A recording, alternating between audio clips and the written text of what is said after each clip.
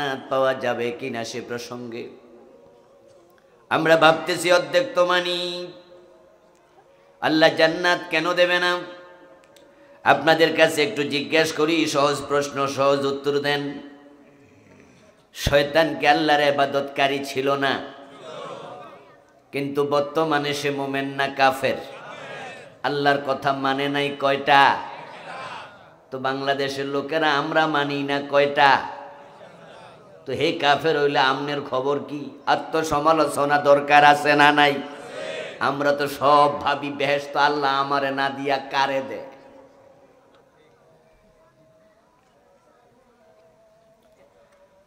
প্রতিদিন সকালে বেলায় ঘুম থেকে উঠে ওযু করে নামাজে দাঁড়ায় আপনি নিজে পড়ছেন আউযু বিল্লাহি মিনাশ শাইতানির রাজীম, আল্লাহ তোমার কাছে অভিশপ্ত শয়তান থেকে আশ্রয় প্রার্থনা করছি। আমাদের সকলের সাথে একটা শয়তান আছে। প্রিয় নবীজি বলছেন প্রত্যেকটা বনি আদমের সাথে একটা করে শয়তান আছে। আমি নবী মুহাম্মদ, আমার সাথে একটা শয়তান আছে। তবে ফাইন্নাহু আসলামা বি, আমার সাথে যে শয়তান আছে সে আমার কাছে মুসলমান হয়ে গেছে। আমাদের সাথে যে শয়তান আছে এ থেকে মুসলমান হইছেনি? এখন আপনি যখন বলেন আল্লাহ আমি অভিশপ্ত শয়তান থেকে ফানা চাই, আশ্রয় চাই, শয়তান পাশে দাঁড়ায় ক্ষোভ প্রকাশ করে বলে আমাকে তুই কেন অভিশপ্ত বললি? আমার অপরাধটা কি?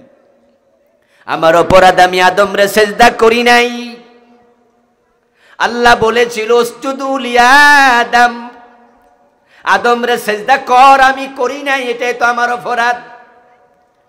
তো তোদেরকে তো আল্লাহ বলছে সোর ধরে হাত কাট। তোরা ৫৪ বছরের বাংলাদেশের কয়জনের কাছছস? আল্লাহ আমারে বলছিল আদমরে সেজদা কর, করি নাই, তাই তুই আমার গালি দেস অভিশপ্ত। তুই আমার কাছ থেকে আল্লাহর কাছে আবার দোয়া করস যেন আমি তোর কাছে না যাই, তুই ফানা চাস। তো কোরআনে তো আল্লাহ বলছে জেনা করলে ১০০ বেত লাগাও, বিবাহিত হলে পাথর মারো। তোদের দেশে তো কত জেনা, কত ব্যভিচার। তোরা ৫৪ বছরের বাংলাদেশে কয়জন রে পাথর মারছস? তোরা কয়জন জেনাকারীকে ১০০ বেত লাগাইছ? আমি আল্লাহর সেজদা করি নাই, আমি কাফের হয়ে গেলাম, আমারে তোরা অভিশপ্ত বলে গালি দেস। তুই আল্লাহর কাছে বলস আমার যেন তোর কাছে আমি যেন না যাই, তুই এত ভালো হইয়া গেলি, অথচ তুই তো আল্লাহর আইন মানুষ না ডজন ডজন। আল্লাহ তো কোরআনে বলছে লাহুল খালকু ওয়াল আমরু, সাবধান সৃষ্টি যার, আইন চলবে শুধুই তার। কথাটা কি আমার না আল্লাহর?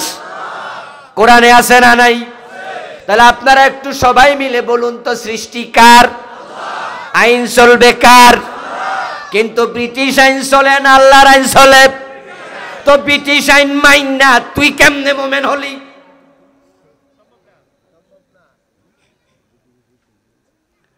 ও প্রিয় ভাইরা, শয়তানকে আপনি বলেন অভিশপ্ত, আর আপনি ডজন ডজন আইন আল্লাহর মানলেন না, শয়তান মানল না একটা, সে কাফের হয়ে গেল। আল্লাহ পাক রব্বুল আলামিন কোরআন মাজিদে এটাই বলছেন। বাংলাদেশের লোকেরা জান্নাত যত সোজা মনে করে, আসলে জান্নাত এত সোজা না। আমাদের দেশে তো মদ খাইয়া গাঁজা খাইয়াও বেড়া জান্নাতের আশা করে। জুমার নামাজ পড়ে না এমন লোক জান্নাতে যাবে মনে করে গান গায়। দোতরা বাজায় আছেন আমার মুক্তার, আছেন আমার ব্যারিস্টার, শেষ বিচারের হাইকোর্টেতে তিনি আমায় করবেন পার, আমি পাপী তিনি জামিনদার। টুনটুনা টুনটুন আছে না বাংলাদেশে? কি সুন্দর করে গান গাইতেছে নিশ্চিন্তে, টেনশন ছাড়া। কারণ উনার জামিনদার আছে, উনার ব্যারিস্টার আছে। শেষ বিচারের হাইকোর্টে যেদিন আল্লাহ তাআলা বিচারক হবেন, উনার পীর বাবা যাইয়া উনাকে ছুটাইয়া নিয়ে যাবেন। ওয়া শুনছে তো হুজুর বলছে ছেলে যদি হাফেজ হয়, ছেলে যদি আলেম হয়, আপনার ছেলে 10 জনকে পরিবারের সুপারিশ করে জান্নাতে নেবে। এই ওয়াজ শুইনা হাফেজের বাবা বিড়িটা নেয় আর কয় আমার ফুজ যদি 10 জন বেহেশতে সুপারিশ কইরা নেয়, আমি তার বাবা, তাহলে আমার রোল নাম্বার কত? এই জন্য হাফেজের বাবা ভাবে যে আমি ব্যস্ত, ঠেকায় কেডা, বিড়ি বিড়ি খাইলো কোনো অসুবিধা নাই, 2 ওয়াক্ত নামাজ কাজা করলো অসুবিধা নাই, হাফেজ সাহেব আমার লগে লইয়া চলে যাবে। জান্নাত বুঝি এত মাগনা, এত মাগনা? এই জান্নাতের পথে চলতে গিয়ে ইব্রাহিম আলাইহিস সালাম আগুনে পড়া লেগেছে। এই জান্নাতের পথে চলতে গিয়ে নবী মূসা দেশ ত্যাগ করা লেগেছে। এই জান্নাতের পথে চলতে গিয়ে তাকায় দেখো নবী জাকারিয়াকে 2 টুকরা হওয়া লেগেছে। নবী মুহাম্মদের দিকে তাকায় দেখো দাঁত নাই, দাঁত ভেঙে ফেলেছে। আমির হামজার দিকে তাকাও, কলিজা নাই, কলিজা ছিঁড়ে হিন্দা কাঁচা চাবাইছে। ইমাম হোসাইনের দিকে তাকায় দেখো কল্লা নাই, দেহ থেকে কল্লা ইয়াজিদ বাহিনী আলাদা করে ফেলেছে। বেলালের দিকে তাকাও, গলায় রশি লাগায়া টানছে। খাব্বাবের দিকে তাকায় দেখো পিঠের মাঝে আগুনের শেখা দিছে। আল্লামা সাইদির দিকে তাকায় দেখো 13টা বছর জেল খাটা লেগেছে।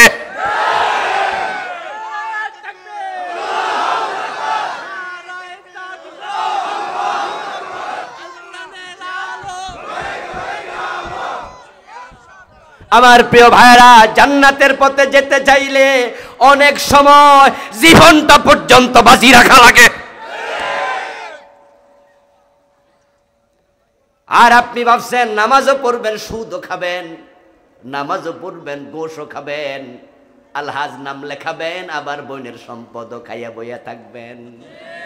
হাজি সাহেব বোনের সম্পদ দেয় না, এমন হাজি গাজি আছে না নাই? বাপ মরছে 10 বছর আগে, মা মরছে 5 বছর আগে, বোনের সম্পদ দেয় না, ধাক্কায় সরাইয়া দেয়। এই যা দেবো না, কি করবি কর, যা। নিজেরটাও খায়, বোনেরটাও খায়, নিজের আপন ভাইরে ঠকায়। বড় ভাই বাবার দামি জমিটা নিয়ে নেয়, কম দামিটা ছোট ভাইরে দিয়া দেয়, এমন জালেম বড় ভাই আছে না নাই? কি ভাবছেন জান্নাত বুঝি সস্তা? قال رسول الله صلى الله عليه وسلم من قطع ميراث وارثه قطع الله ميراثه من الجنة। নবীজি সাল্লাল্লাহু আলাইহি ওয়াসাল্লাম বলেন, যে ব্যক্তি ওয়ারিসের মিরাস কেটে রাখবে, সম্পদ দেবে না, আল্লাহ তার জান্নাতটা কেটে রেখে দেবে।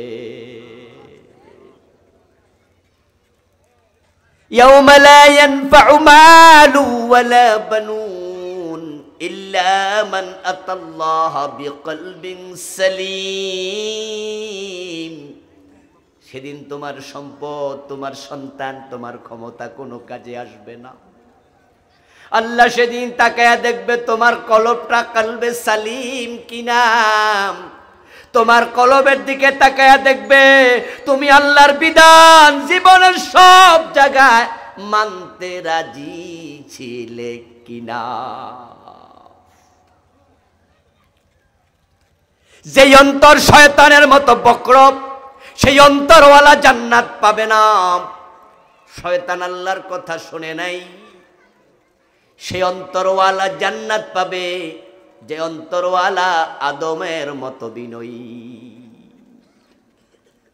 আদম আল্লাহর একটা কথা শুনে নাই, শয়তানও আল্লাহর একটা কথাই শুনে নাই। আদম পেল জান্নাত, শয়তান জাহান্নামী। কারণ আদমের ভিতরে ছিল বিনয়। যখনই বুঝে ফেলছে আমি তো ভুল করে ফেলেছি, তখনই তাওবা করতে আর দেরি করেন নাই। চোখের পানি ছেড়ে দিয়ে কেঁদেছে, রব্বানা যালামনা বলে বলে কেঁদেছে। ফাতাবা আলাইহি, কুরআনে আল্লাহ কয় তওবা করার কারণে আমি আল্লাহ তার অপরাধ ক্ষমাও করে দিয়েছি। তাকে আমি নবীর কাতারেই রেখেছি এবং তাকে আবুন নাস, মানুষের পিতা সম্মানিত করেছি। কিন্তু শয়তানরা আমি জিজ্ঞাসা করেছিলাম, মা মানাআকা আল্লা তাসজুদা ইয আমারতুক। ও ইবলিস, বলেছিলাম আদমকে সেজদা কর, কেন করলি না? ইবলিস যদি বিনয় হইয়া বলতো রব্বানা যালামনা আনফুসানা, আল্লাহ আমার ভুল হইয়া গেছে, আমি নফসের উপর জুলুম করছি, তুমি আমারে মাফ করে দাও, আপনার আওয়াজ দিয়ে বলুন তো প্রিয় ভাইয়েরা, ইবলিসকে ক্ষমা করার ক্ষমতা আল্লাহর আছে না নাই? কিন্তু